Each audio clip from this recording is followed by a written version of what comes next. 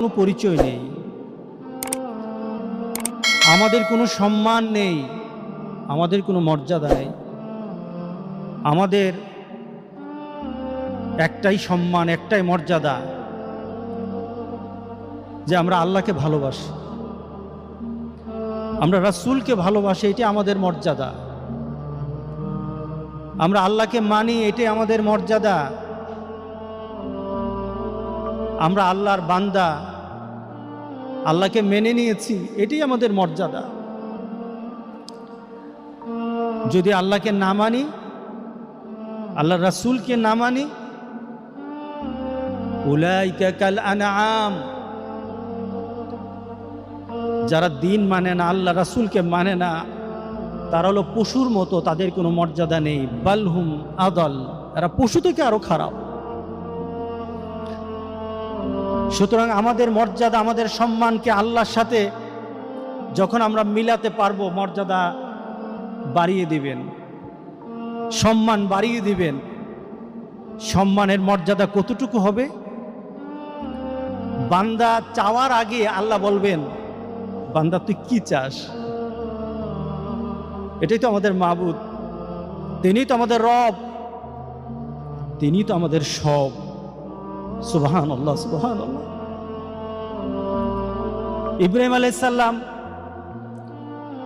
আগুনে পড়ে গেলেন, আগুনে ফেলে দেওয়া হলো।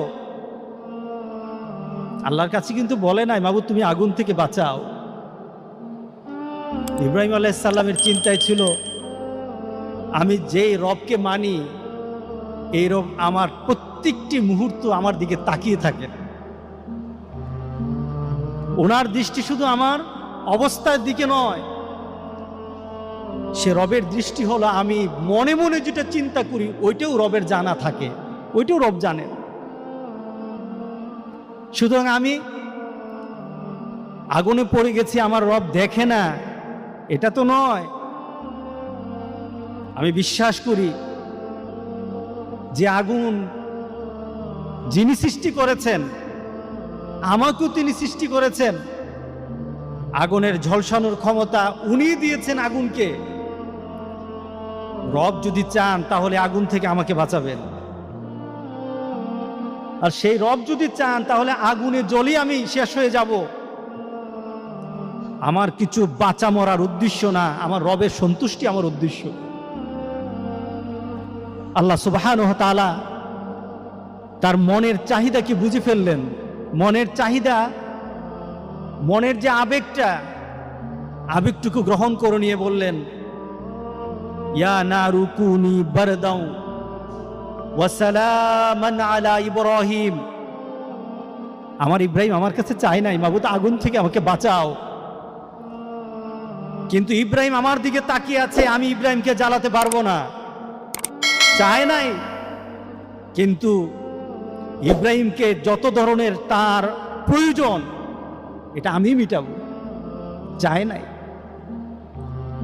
আগুনকে ডাক দিয়ে বললেন, সব জ্বালাতে পারবি, ইব্রাহিমকে জ্বালাবি না। আল্লাহু আকবার। আল্লাহ কবি বলছেন, খুদি কুকার বুলন্দ ইতনা कि हर तकदीर से पहले खुदा खुद बंदा से पूछे, बता तेरे रिजा क्या है। सुभान अल्लाह, सुभान अल्लाह। নিজেকে এমন ভাবে প্রতিষ্ঠিত করো রবের কাছে, তোমার মাবুদের কাছে, তোমার রবের কাছে, তোমাকে এমন একটা অবস্থানে নিয়ে যাও, তুমি চাওয়ার আগে রব তোমাকে বলবে, বান্দা তুই কি চাস, তুই কিসে সন্তুষ্ট হবি, তুই কিসে তুই রাজি থাকবি, আমি তো আছি, তোকে আমি সন্তুষ্ট করার জন্য প্রস্তুত হয়ে গেছি। সুবহানাল্লাহ, সুবহানাল্লাহ। নিজেকে এমন ভাবে প্রতিষ্ঠিত করো, নিজেকে রবের কাছে এমন ভাবে পেশ করো যে রব যেন তোমাকে ডাক দে, রব যেন তোমাকে ডাকে। আল্লাহু আকবার, আল্লাহ। আমরা সে রবকে ডাকতে পারছি না, কারণ রবের কথাই হলো উদউনি উদউনি আস্তাজিব লাকুম, আমাকে ডাকবি আর আমি ডাকের সাড়া দেব। রব আমাকে জানিয়েছেন, আমাদেরকে জানিয়েছেন, উদউনি, আমাকে ডাক, আস্তাজিব লাকুম, ডাকবি জবাব দেব, ডাক দিবি জবাব দেব, ডাক দিবি জবাব দেব। সুবহানাল্লাহ, সুবহান। তাহলে আমরা ডাকছি আল্লাহকে, আমরা তো আল্লাহকে ডাকছি, ডাকে সারা পাচ্ছি না।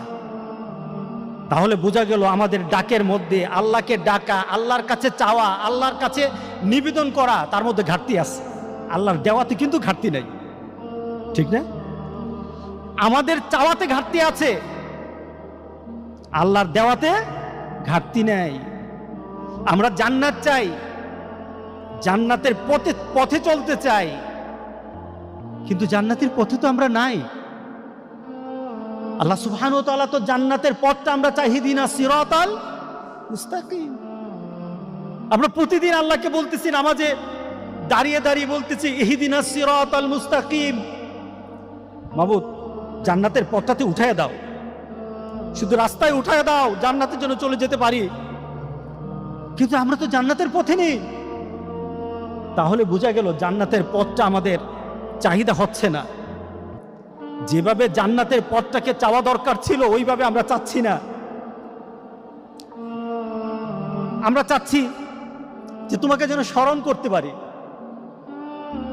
আমার ভিতরে এমন একটা মানসিকতা সৃষ্টি করে দাও, আমি যেন তোমাকে সব সময় মনে রাখতে পারি। কিন্তু রবকে তো মনে রাখতে পারি না সবসময়। তো রব আমার সাথে আমার স্মরণে থাকছে না। তাহলে বোঝা গেল, কারণ রব তো বলেছেন যে তুমি যদি আমার স্মরণ করো আমি তোমাকে স্মরণ করব। সুবহানাল্লাহ, সুবহানাল্লাহ। ফাজকুরুনি আযকুরুকুম, তুমি আমাকে স্মরণ করবে, আমি তো তোমাকে সাথে সাথে স্মরণ করব। তাহলে আমি স্মরণ করতে পারছি না। রবকে যদি আমি স্মরণ করতে পারতাম, রব আমাকে সাথে সাথে ডাকের জবাব দিতেন, তাহলে আমি রবকে স্মরণ করতে পারি না, আমরা রবকে স্মরণ করতে পারি না। আমরা চাই আমরা যেন দিনদারির জীবনীতে চলি। একটা দিনের মধ্যে আমাদের নিজের ব্যক্তিগত, নিজের পারিবারিক, নিজের সামাজিক, নিজের রাষ্ট্রীয় সব দিক থেকে আমরা যেন একটা দিনের পথে থাকি। সে দিনের নাম কি বলেন? দিনের নাম কি? ইসলাম।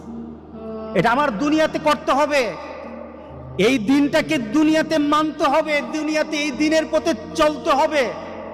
না হলে কি বিপদ হবে?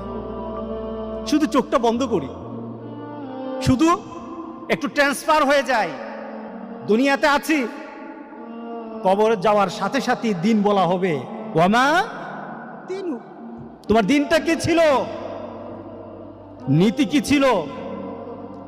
কিন্তু আমার একটা চাহিদা, আমি যেন দিনের উপর কায়েম থাকি, দিনের উপর কায়েম থেকে যেন মরতে পারি। কারণ রাসূল সাল্লাল্লাহু আলাইহি সাল্লাম বলেছেন, দুনিয়া যেমন মৌত হবে তেমন, মৌত যেমন কবর হবে তেমন, কবর তেমন হাসর হবে তেমন। কবরটা যেমন হাসর হবে তেমন। একটার সাথে একটা রিলেটেড দুনিয়া দিয়ে সকল কিছু।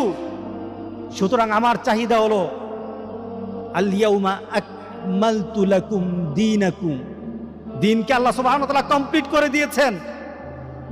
এই দিনকে মানতে মানতে যেন মরতে পারি, এটা আমার চাহিদা। কিন্তু হচ্ছে না কেন?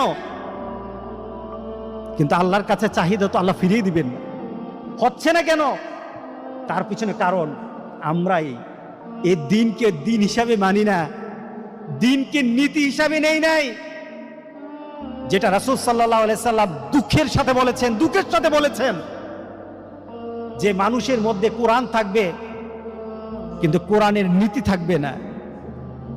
মসজিদ থাকবে, মসজিদের যে শিক্ষা ছিল, মসজিদের আকর্ষণ ছিল, আকর্ষণ থাকবে না। মসজিদের শিক্ষা থাকবে না। মসজিদের মধ্যে মানুষ আসবে, মসজিদ থেকে নিজের শক্তি, নিজের ইমানি শক্তি, নিজের পাওয়ারকে বাড়ানোর যে একটি ইচ্ছা ছিল মসজিদ থেকে, মসজিদে আসবে, পাওয়ার বাড়বে না, ইমানের শক্তি বাড়বে না। ওহিয়া খারাবুন আনিল হুদা, মসজিদগুলি হেদায়েত শূন্য হয়ে যাবে। তাহলে বোঝা গেল আমরা দিন বুঝি নাই।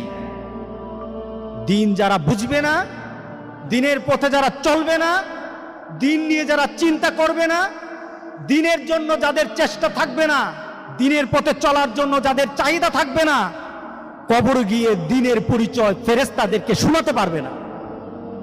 ঠিক না? ফেরেশতারা জানতে চাইবে না, ওয়ামা দীনুক ওয়ামা দীনুক ওয়ামা দীনুক, তোমার দিনটা কি? দিন মানে কি? তোমার জন্ম থেকে মৃত্যু পর্যন্ত সকল কিছু একটা নীতিতে চালানো, সেটা আল্লাহ রাসূলের নীতি, এর বাইরে কোনো নীতিতে চালানো যাবে না। এটা হলো দিন। আমরা চলতে চাই, বলি দিনের পথে থাকতে চাই, কিন্তু আসলে দিনের পথে নাই। আমরা মনে মনে চিন্তা করি সৎ থাকবো, একটা প্রচেষ্টা চালাই সৎ থাকবো, কিন্তু যখন কর্মক্ষেত্রে যাই, যখন কোনো কাজে যাই, এটা হতে পারে বিচার নীতি, এটা হতে পারে সমাজনীতি, এটা হতে পারে অর্থনীতি, এটা হতে পারে পারিবারিক নীতি, এটা হতে পারে রাজনীতি, যে কোনো নীতিতে আমরা যাই, আমাদের চিন্তা থাকে সৎ থাকবো, চিন্তায় সৎ, কিন্তু প্র্যাকটিক্যালি দেখা যায় সৎ নাই। নিজে বলি সৎ থাকবো, কিন্তু সতের পথে থাকি না, তাহলে বোঝা গেল আল্লাহর কাছে যে বলি মাবুদ আমাকে সতের পথে রাখো, সত্যের পথে রাখো, বলি কিন্তু চাহিদা অনুযায়ী কাজ করি না।